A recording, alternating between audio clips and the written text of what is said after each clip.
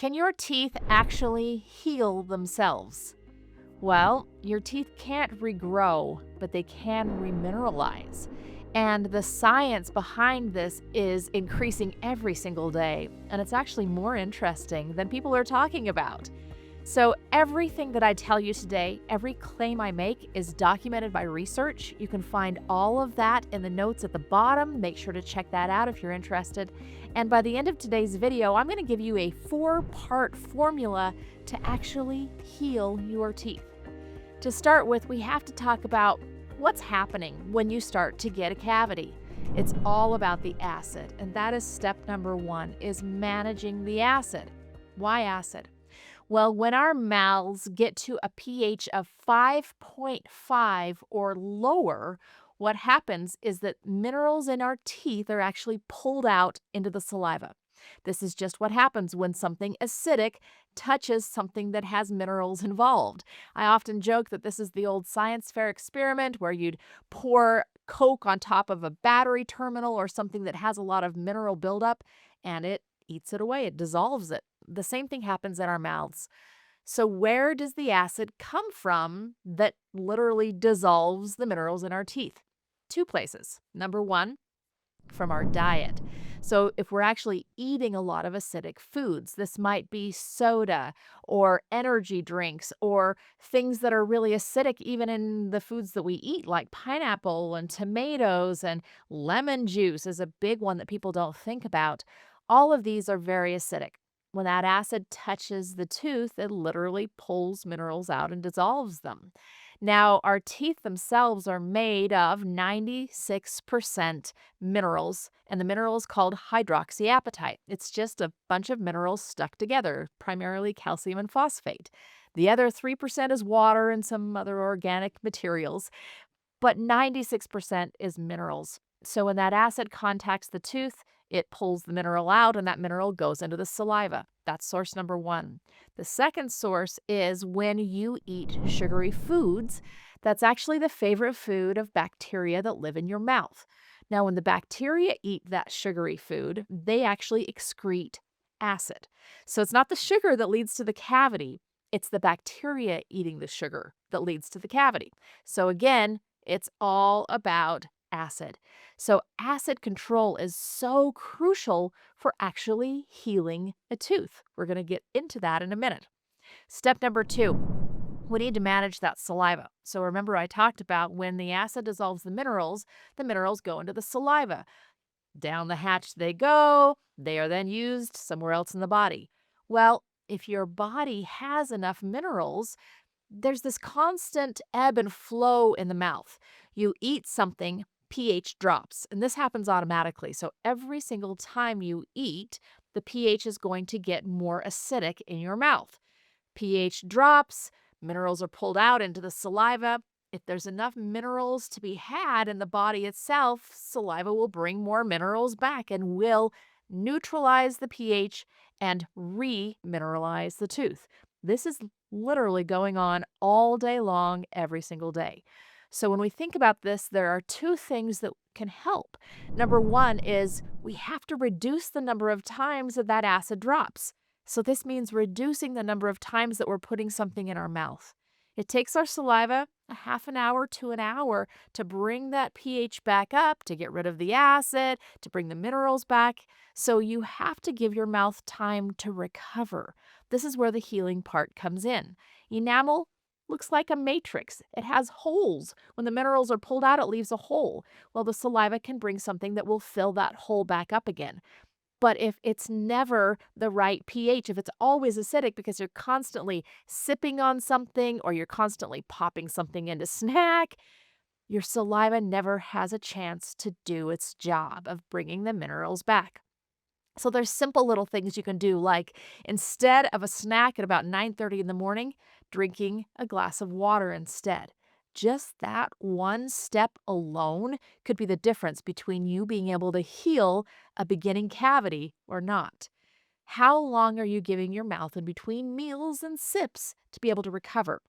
That's one way we can control the saliva, is giving it a chance to do the job. The second thing we can do is to make sure that that saliva actually has the minerals that are needed to be able to remineralize the tooth. What are these minerals? Largely calcium and phosphate. But here is the missing piece that a lot of people don't understand. Those minerals don't necessarily just go where they're supposed to go. Vitamin D3 is a traffic director, particularly for calcium in the body. So if you have enough vitamin D3, it will say, okay, go and be available to help remineralize the tooth. Vitamin K2 then tells it either to go into hard tissues or into soft tissues. Now, what is the difference between this? The hard tissues are teeth and bones. That's where we want the minerals. The soft tissues are things like your kidneys, heard of kidney stones, gallbladder, heard of gallstones, your arteries, heard of calcifying arteries or plaque in the arteries. We don't want minerals there, so you have to use vitamin K2 in addition to the vitamin D3 to tell the minerals where you need them to go. So what do I tell people all the time? Minimize the snacking. Make sure your mouth has time to recover and add vitamin D3, K2, and a mineral supplement that contains calcium and phosphate. This is so crucial because it's just a matter of how many minerals are going in, how many minerals are going out, and are you getting more in than out? That's what we call demineralization. So we're not actually healing a tooth. We're remineralizing or putting minerals back into those holes. Now, this is the difference between fluoride and hydroxyapatite. Now, hydroxyapatite is one of the greatest preventive inventions of really this century, of my lifetime. Hydroxyapatite, remember, is the mineral your teeth are made of. So when you are brushing and using a hydroxyapatite containing product, you're just putting minerals back in where they came from. What does fluoride do? Fluoride actually changes the mineral structure. It turns hydroxyapatite into fluorapatite. Fluorapatite is actually harder and more resistant to acid attack. This sounds awesome, right? You can't dissolve it as easily. Well, it's not actually healing anything. It's just making what's there a little harder, but it's not putting back what was lost. Do you see the difference? There's so much research that shows that hydroxyapatite can reverse the beginning signs of tooth decay because the beginning signs of tooth decay are empty enamel crystals, holes where those minerals were pulled out of. We have to put them back, not just harden what's left behind. So this is how you actually do remineralize your tooth. You're not regrowing it, you're hardening it and refilling it, if that makes sense. So this is strategy number 2. Strategy number 3 is control the biofilm.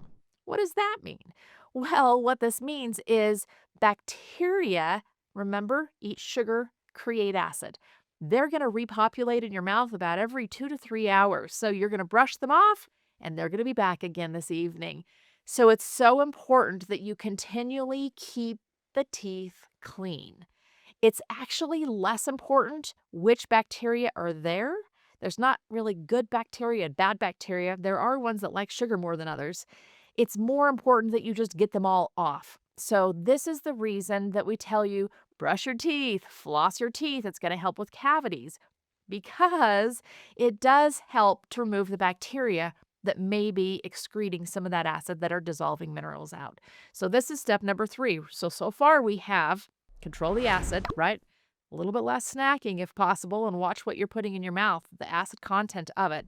Support your saliva. So make sure that you're giving your saliva enough time to do its job in between meals and that saliva has minerals to spare.